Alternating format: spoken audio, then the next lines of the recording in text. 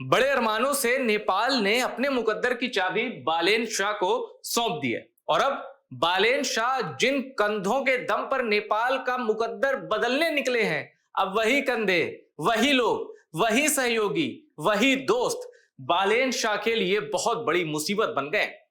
नेपाल की सरकार में शामिल पावरफुल मिनिस्टर से लेके इनकी जो पार्टी है राष्ट्रीय स्वतंत्र पार्टी, उसके बहुत पावरफुल लोग अब इनके लिए और नेपाल के लिए मुसीबत बन गए हैं। उनके इस्तीफे के खिलाफ या तो न्यायालय में दरवाजा खटखटाया जा रहा है या फिर सड़क पर भारी प्रदर्शन शुरू हो गया है। यानी जो प्रदर्शन जनजी प्रोटेस्ट हुआ था कि चलो ये ओली सरकार गिराओ, अब वैसा ही प्रोटेस्ट इनके एक मंत्री के खिलाफ शुरू हो गया है। और वो मंत्री जानते हैं कौन है? नेपाल का होम मिनिस्टर, नेपाल का गृह मंत्री। आखिर क्या है पूरा मामला? और नेपाल की गृह मंत्री के अलावा एक और पावरफुल शख्स कौन है जिसे बालेन शाह की पार्टी जिसके हाथों में रहती है, उसके खिलाफ क्या मामला है और क्यों नेपाल की इस सरकार में बहुत भारी गड़बड़ चल रही है? चलिए आइए आपको बताते हैं और बालेन शाह इस मुसीबत से कैसे निपटेंगे ये भी आपको बताते हैं। चलिए रिपोर्ट की शुरुआत करते हैं। सबसे पहले आप इस शख्स पर गौर करिए। ये देखिए, writ petition filed in SC यानी supreme court seeking suspension of Ravi Lamichhane as MP. ये है रवि लामिछाने। रवि लामिछाने की पहचान नेपाल में एक पत्रकार की थी, टीवी होस्ट की थी। अब ये टीवी होस्ट करते थे टीवी के शो, तो न्यूज शो, बड़े बड़े सेलिब्रिटीज के इनको इंटरव्यू करते थे, वहां से पॉपुलर हुए। उसके बाद इन्होंने चुनाव लड़ा, रिकॉर्ड मार्जिन से चुनाव भी जीता। इस बीच पता चला अरे भाई नेपाल को बदलने की जो बात करता है वो तो नेपाल का नागरिक ही नहीं है, यूएस सिटीजनशिप है। उसके बाद में इन्होंने नेपाल की जो नागरिकता है उसको एक्वायर किया, फिर चुनाव लड़ा, फिर जीते। जनता ने इन पर भरोसा किया, जबकि इन्हें भरोसा अमेरिका पे था क्योंकि नागरिकता इन्होंने अमेरिका की ले ली थी नेपाल छोड़ के। खैर वो अलग बात है। तो बालेन शाह की जो पार्टी थी राष्ट्रीय स्वतंत्र पार्टी, उसकी कमान इनके हाथ में थी। अब ये चुनाव जीते और पिछले चुनाव में इन्होंने जो प्रचंड है पुष्पदहल प्रचंड, उनका समर्थन किया था और ये बन गए थे नेपाल के डिप्टी प्राइम मिनिस्टर और एक बार तो नेपाल के होम मिनिस्टर भी रहे अलग टेन्योर पर। यानी कि नेपाल की सियासत के ये बहुत पावरफुल चेहरे हैं। अब इनके खिलाफ विद्रोह का बवंडर उठ गया है। सुप्रीम कोर्ट में रिट पिटीशन हुई है। क्यों? क्या कि ये एक सांसद यानी एमपी, मेंबर ऑफ पार्लियामेंट से ये इस्तीफा दे। क्यों दे? क्योंकि इनके खिलाफ मनी लॉन्ड्रिंग का एक केस है जो कि अभी कोर्ट में लंबित है, उस पर फैसला नहीं आया है। तो जब दाग है, दाग से ये मुक्त नहीं हुए हैं, इनके दामन पर दाग है, ऐसे में ये किस हैसियत से नेपाल को बदलने की बात कर रहे हैं? इसलिए जिस सीट से ये मेंबर ऑफ पार्लियामेंट हैं उनसे ये तत्काल इस्तीफा दे दे, याचिका दाखिल की गई है इसको लेकर कोर्ट में, सुप्रीम कोर्ट में। और अब उस कैरेक्टर की कहानी जो नेपाल में बालेन शाह के बाद दूसरा सबसे पावरफुल राजनीतिक शख्स है, लेकिन अब उसके सितारे भी गर्दिश में हैं। आइए ये देखिए, सुदान गुरुंग नेपाल के होम मिनिस्टर, गृह मंत्री नेपाल के, इनके खिलाफ तो रवि लामिछाने से ज्यादा बवाल मचा है। रवि लामिछाने से ज्यादा बवाल होम मिनिस्टर ऑफ नेपाल के खिलाफ है। क्यों? RSP leaders are pushing for a fair investigation into the allegation, a test the government can't easily ignore. इनके खिलाफ विवादों का पिटारा अचानक से ओपन हुआ। 2 बैंक अकाउंट सामने आए। उन 2 बैंक अकाउंट में इतनी रकम आई और गई। लोग पूछ रहे हैं भाई आप तो ओली सरकार के खिलाफ जो हम ही नेपाल मूवमेंट खड़ा किया था वो तो नेपाल को बदलने के लिए था, पर आपके खिलाफ भी वित्तीय अनियमितताएं बहुत भारी सामने आई हैं। क्या आपका कैरेक्टर क्लीन है?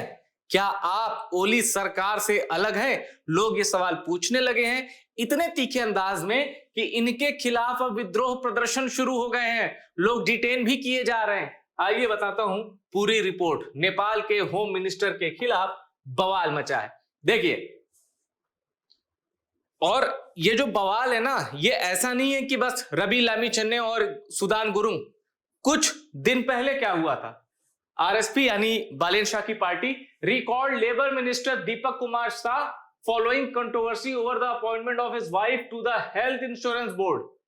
लेबर मिनिस्टर थे दीपक कुमार शाह, ये भी क्रांतिकारी, नेपाल को बदल देंगे। अब इन्होंने हेल्थ इंश्योरेंस बोर्ड में अपनी ही वाइफ को नॉमिनेट कर लिया, मतलब अपॉइंट कर लिया। भाई भतीजावाद से जब तक पीछा नहीं छुड़ाएंगे, आप किसी देश का मुकद्दर बनने की मंशा ही सही, इरादा ही सही रखते हैं, आप माना नहीं जाएगा। शुरुआत पहली खुद से होती है कि आप ये साबित करके दिखाइए कि आप अपने देश के बारे में सोचते हैं, पर यहां तो परिवार के बारे में सोचा जा रहा है। इसीलिए कंट्रोवर्सी हुई, इसीलिए सवाल उठे। और देखिए,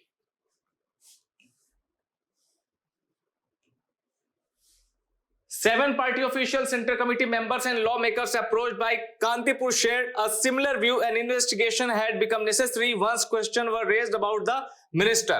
बहुत बड़ी मुसीबत में है होम मिनिस्टर सुडान गुरुंग। अब इनके इन्वेस्टमेंट की जो डिटेल्स आई है वो भी संदिग्ध है, और 3 शब्दों में अगर आपको समझना है कि आखिर इनके खिलाफ दिक्कत क्या है 3 शब्दों में, तो आप जान लीजिए इनके एसेट, इनकी संपत्ति, चल अचल संपत्ति इनकी क्या है, इनके इन्वेस्टमेंट, कहां कहां इन्होंने पैसा निवेश किया, और इनकी फाइनेंशियल हिस्ट्री।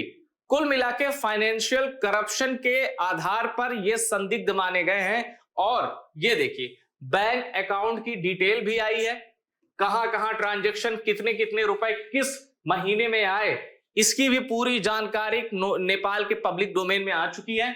2 बैंक अकाउंट इनके बहुत संदिग्ध हैं, बहुत डाउटफुल है। एक अकाउंट है हिमालयन बैंक में और एक है नाबिल बैंक में। सब डिटेल इनकी सार्वजनिक है। और देखिए ना, किस किस समय कितने पैसे आए।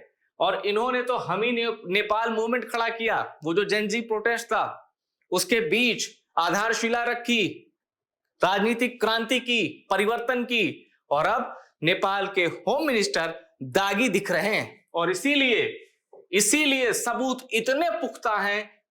Protest इरप्ट्स in Singh Durbar demanding home minister Gurung's resignation for detain.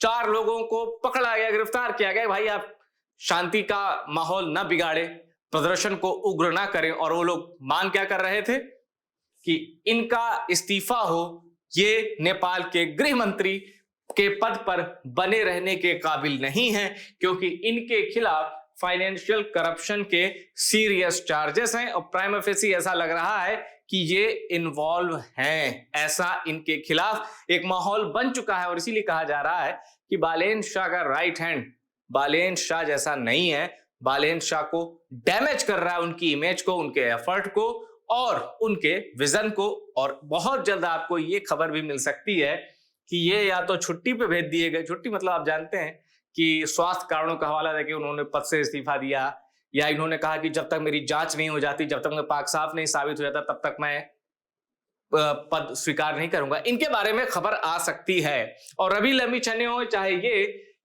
Balen Shah के बहुत करीबियों में इनका नाम शुमार है। अब आप देखिए, रवि लमीछने पार्टी आरएसपी की कमान संभालते हैं, लेकिन उसके बावजूद नेता चुना गया बालेन शाह को। नेपाल के प्रधानमंत्री बने बालेन शाह। 40 प्रधानमंत्रियों में पहला मधेशी प्रधानमंत्री बालेन शाह। 35 साल का वो करिश्माई व्यक्तित्व जिस पे नेपाल अभी भी बहुत ट्रस्ट करता है, लेकिन बालेन शाह के करीबी उनके लिए सिरदर्द बनते जा रहे हैं, उनकी इमेज को डेंट कर रहे हैं। ऐसे में बालेन शाह के सामने चुनौती सिर्फ नेपाल, जिन संकटों से नेपाल घिरा है वही नहीं है, ये लोग भी हैं। और मैंने आपको बताया कैसे एक और लेबर मिनिस्टर, उनको मौका मिला, उन्होंने सबसे पहले अपनी बीवी को अपॉइंट कर लिया। जिस करप्शन से निजात दिलाने की ये लोग कस्में खा रहे थे, उसी में शामिल हो गए कुछ लोग। चुनौती बालेन शाह के सामने बड़ी है। पाक साफ बने रहना चुनौती है, और नेपाल को संकट से निकालना, ये दोनों एक साथ वो कैसे कर पाएंगे तभी बड़े नेता बन पाएंगे, वरना जो कहानी ओली प्रचंड की है उसी में शामिल हो जाएंगे। वीडियो में इतना ही। वीडियो पसंद आया और शेयर करिए, और टॉप सीक्रेट को सब्सक्राइब जरूर करिएगा।